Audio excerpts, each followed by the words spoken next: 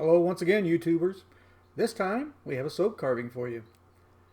I have to tell you, of all the streams I did, every time I did a soap carving, I had more people watching than I did when I did my paintings. People were fascinated by watching these. We would usually pick, I would let everybody that was viewing pick whatever the item was going to be, unless I had something hard set in my mind, but I would let them choose, and then we would go at it. As I explained to my viewers, the soap, when you try to carve soap, I mean, if you take a bar of ivory soap and you try to carve that, it's very soft and very airy. And it's a very chunky kind of carving. You can't get fine detail with it. So most of the soaps that I choose or I seek out are hard soaps. They're very hard and they take to knives very well and they hold their detail. And they last a long time. I've got soaps that are 10 years old that look just like the day I carved them. So basically we start out by just shaping the soap, getting the casting marks off of it, getting it smooth and clean. And then I kind of set my mind to what the shape is inside it that they want to see. I envision it, I look at it, and I say, okay, I get again, I set my stage in my mind and I set the characters in my mind. And I decide how this form is going to sit inside this bar of soap. So I start out with just some rough shaping, some line work to figure out where the items need to be. Draw that on the soap and then start carving into it, removing everything that doesn't belong. That's how I've explained it when I do the soap carving. You basically remove what isn't part of the composition. So you can see here I'm just kind of removing elements that don't belong in this image, leaving what I've penciled in, you can call it.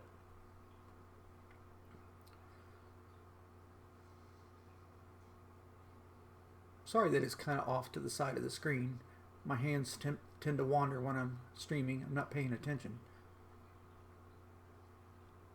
So I've got a couple of elephants that I've decided to put into this scene. And I'm kind of getting them blocked out, removing the background. I don't want to remove all the background because I'm going to use some of that later. I'm going to use that for the background of the image and add elements to it that fit the scene. So I've got everything basically blocked out. The knives I'm using are just basic carving knives. You can buy them in a complete set, and I've had this set for quite a while. Again, I've probably done almost 200 soap carvings. So these are just little chisel and gouging knives. I keep them very sharp so they cut good, clean images in my soap. So I'm going through now and just removing elements of the elephants themselves that don't belong, so I can get that relief that we want, that depth. And I have to say, every time I carve soap, when I'm sitting in the house, I have kind of like a bread, what do you call it, a sheet pan, cookie sheet, you can call it, that I carve on just to catch all the soap shavings. And when I carve in the house, it smells wonderful. The nice smell of the fragrant soaps. My wife says every time I do soap carvings, the house smells so good.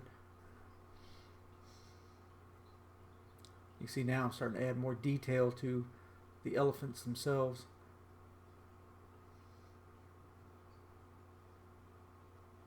I tried to center this better, but it just didn't work. I couldn't get it to center on the screen, so it's what the original video was, so I apologize for that again. Hopefully in the future ones they'll be more in line with what you can see everything I'm doing.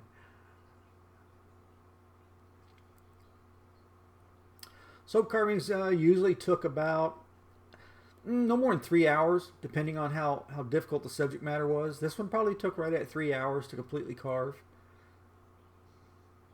And people hung on, man. They were sitting there just watching. I had people coming in there and just staying to watch. They were just fascinated watching an image come out of a piece of soap. I actually sold this one at a local fair that we had. A lady loved it. She just had to have it. So sold her a piece of soap that had elephants in it. You'll see at the end I try to think about the luminance of the soap, how it looks when there's light against it or around it, and you'll see how that plays into to my forethought when I'm thinking about carving the soap. You know what I'm doing to it. There's a piece I did. I was kind of showing off a dragon that I had done recently. That might be in a future video. Again, just now I'm starting to dress up the background, putting in elements of trees and foliage. Foliage, that's the word. To give them an actual stage to be in, a backdrop, a presence.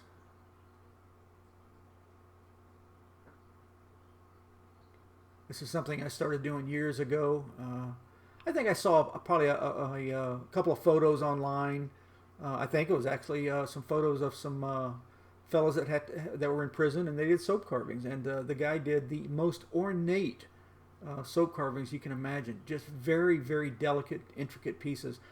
They looked so fragile, but they were just pristine-looking soap carvings. And you can imagine in prison they don't have these kind of tools to work with. They're using straws or toothpicks or whatever they can get that can shape and carve the soap.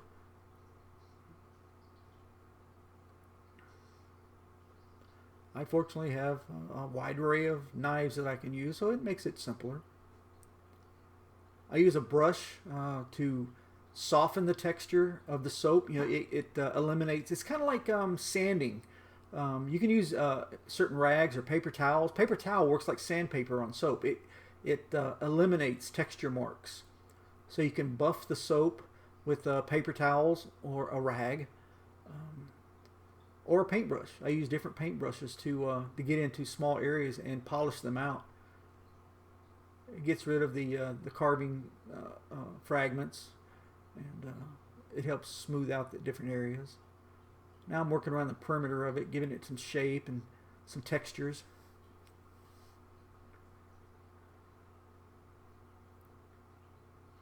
Now I'm working on the outer edge of it to give it, kind of like, I don't know, just some rock look or just some texture to add to the stage presence of our two pachyderms. That's what I'm doing now.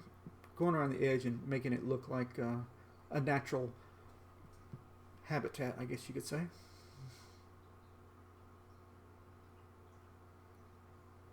So I hope you enjoy these. I have a blast doing them. I'll be doing a lot more. You'll be seeing more of the videos of these. And I'll be doing a lot more of them. I'm still doing soap carvings. I've done some recently that you'll be seeing soon.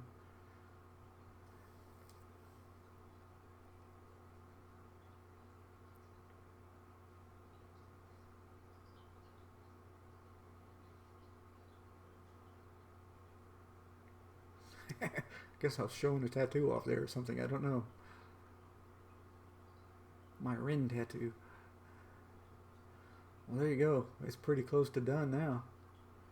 So I think at this point, what I'm doing, I'm just doing a final brush off, clean up, polish it up a little bit. And then I'll show you what it looks like with the light behind it. That luminance I was talking about. There you go.